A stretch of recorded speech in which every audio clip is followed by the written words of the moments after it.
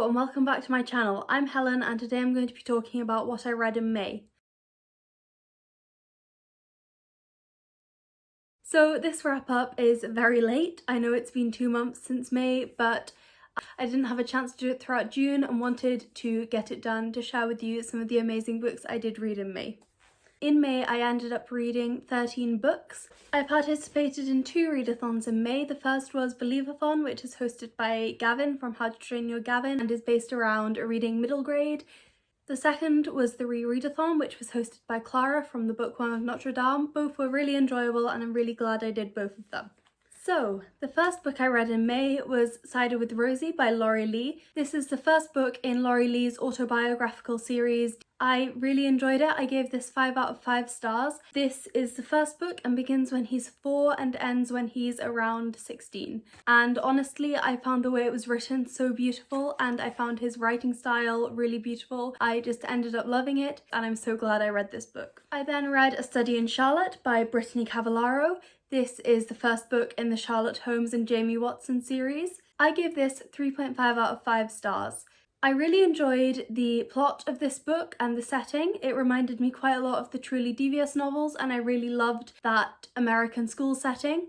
However, I felt like a lot of the characters who weren't the main two were quite one-dimensional and I couldn't really relate to them, which did annoy me a little bit. However, I still really enjoyed it and will be going on to read the next few in the series.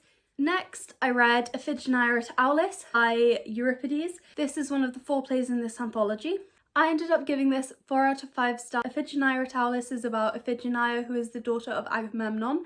The men who are going to fight the Battle of Troy are waiting to sail across, however they cannot sail as the tides will not change. So Agamemnon summons his daughter and his wife under false pretenses, pretending that Ipheginia is coming to marry Achilles.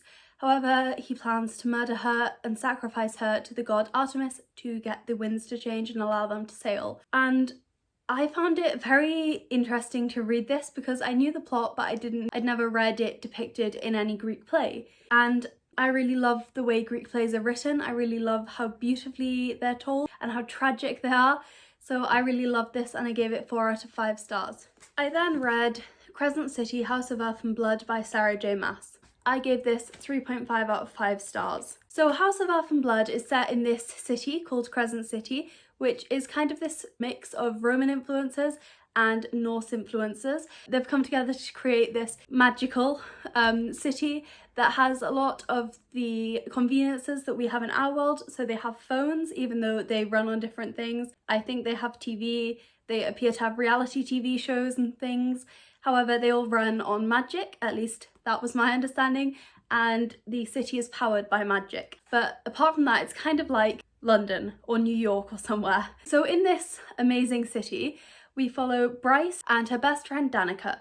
However, suddenly Danica is murdered. The story then takes up 3 years later or 2 years later after Bryce is determined to find the killer and is asked by the city authorities to find the killer as there have been multiple other killings similar to that of Danica. I really liked the setting of this book. I really liked the city and I thought the setting was very interesting and the mix of cultures Sarah J. Maas used in the setting was incredibly interesting. There were certain characters I really liked in this, most notably Juniper. She was a really cool character. However, my problems were, and the reason I haven't given this a higher rating than 3.5 stars, this book felt far too long for the story it was trying to tell, at least it did to me. There was a lot of exposition and world building towards the start, a lot of which I felt I didn't really need throughout the book. I didn't really connect to Bryce, the main character. I thought that certain elements of her character were really well done, especially the slut shaming she experienced. That was really interesting, as was the place she fell on the caste system that exists in this world. However, I felt like she was an incredibly irresponsible character at times, and that kind of annoyed me.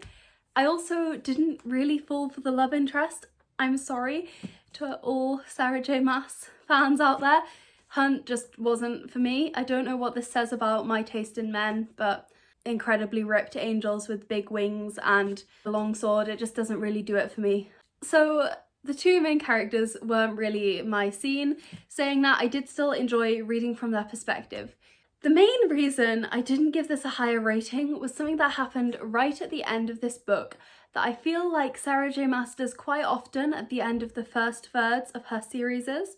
It's just not a plot device I enjoy. So when I tried to actually talk about this plot device, I ended up spoiling the whole book, as it is literally right at the end. So if you've read the book, you might know what I'm referring to, but if not, I'm sorry, I really cannot say more because I will completely ruin the ending for you. The other thing that really irritated me about this book was the word alpha holes.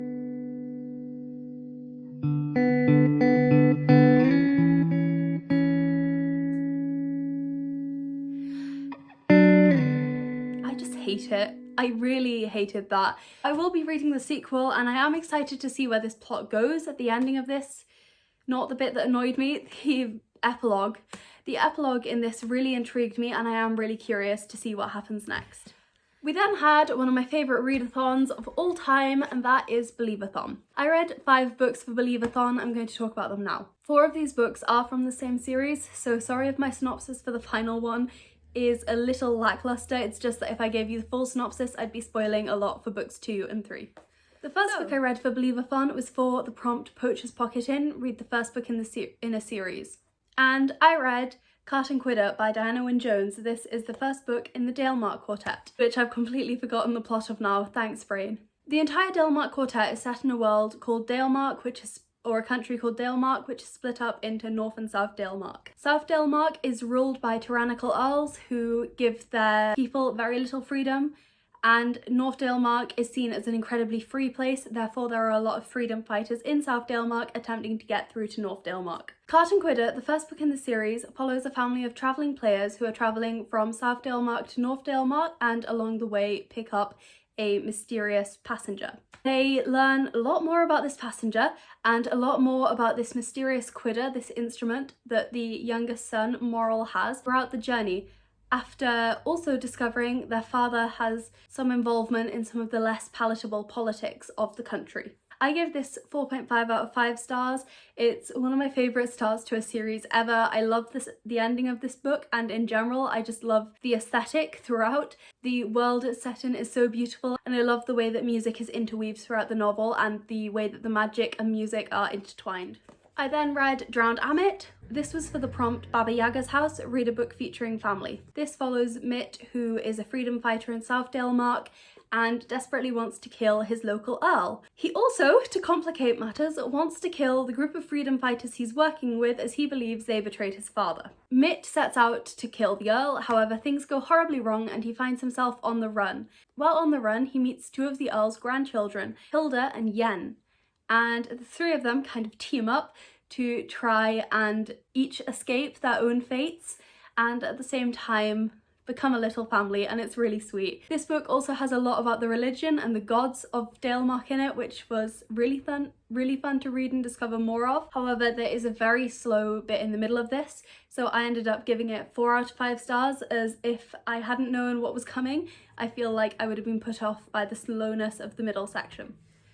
I then abandoned Believeathon for a little bit and instead read Bloodstain by Linda Sejic. This is a webcomic about Ellie Tors, who is desperate to find a job, however there is no work to be found, and eventually she, in her desperation, takes up a lab position with a mysterious stranger. I really loved this. I gave it 5 out of 5 stars and really recommend it if you're looking for a comic with a beautiful art style, really interesting hero and heroine, and in general a kind of romance meets mad scientist vibe. I then read another book for Believeathon. This was for 100 Acre Wood, read a book with a yellow cover, and it was The Spellcoats by Diana Wynne Jones, the 3rd book in the Dalemark Quartet. This is about Tanaqui, who has to leave her village with her family following villagers driving them out. They end up travelling to the source of the river to try and defeat Cancredin, the evil sorcerer who is turning the rivers evil and against the people who live there. I gave this 4 out of 5 stars. It's a really interesting book, especially as it's set several hundred years before the other books in the series, and the way it was told was really interesting. However, it took me so long to get into it and so long to get used to the switch in style from the first book that by the time I was enjoying it, it was a bit too late for it to really become one of my favourites. And then I read The Crown of Dalemark by Diana Wynne Jones, the final book in the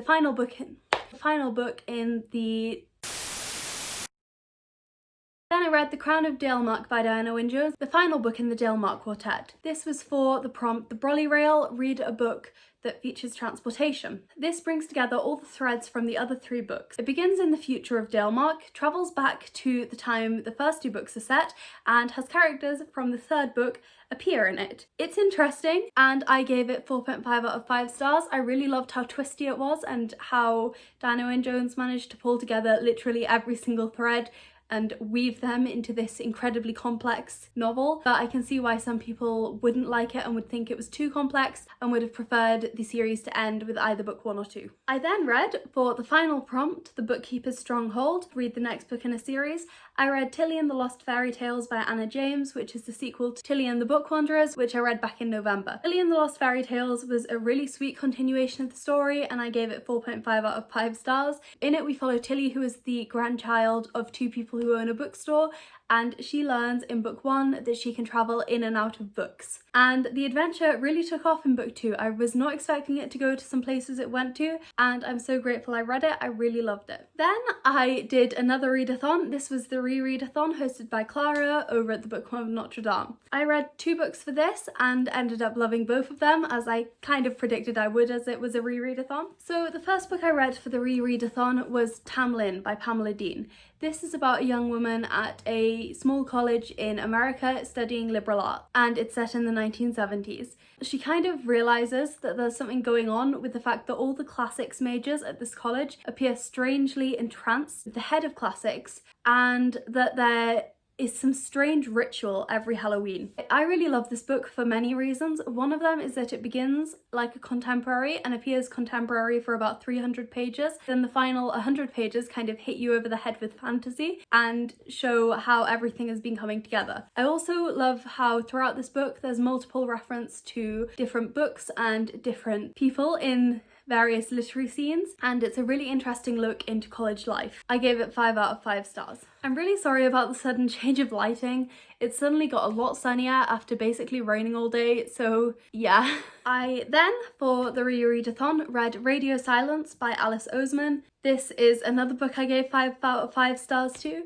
In this we follow Frances, who is obsessed with studying and whose main goal is to get into Cambridge University. However, she has a secret passion for this podcast called University, and one day she gets asked to do the official artwork for it. What follows is a story about friendship, adversity, education, and stress and burnout, and it's just one of my favourite books. It's a book that means a lot to me, and I really loved rereading it. I first read it last year, and I loved it just as much the second time round and gave it 5 out of 5 stars. And then, finally, I read The Iliad by Homer. This is an epic poem from ancient Greece detailing what occurs in the Trojan War, or specifically what occurs in around 3 months of the Trojan War. We follow a lot of people, but I guess the protagonist is Achilles. He is the greatest warrior the Greeks have to offer. However, he and Agamemnon, who lead the Greek army, get into a fight after Agamemnon takes Achilles' slave girl Briseis, after his own slave girl Chryseis was returned to her father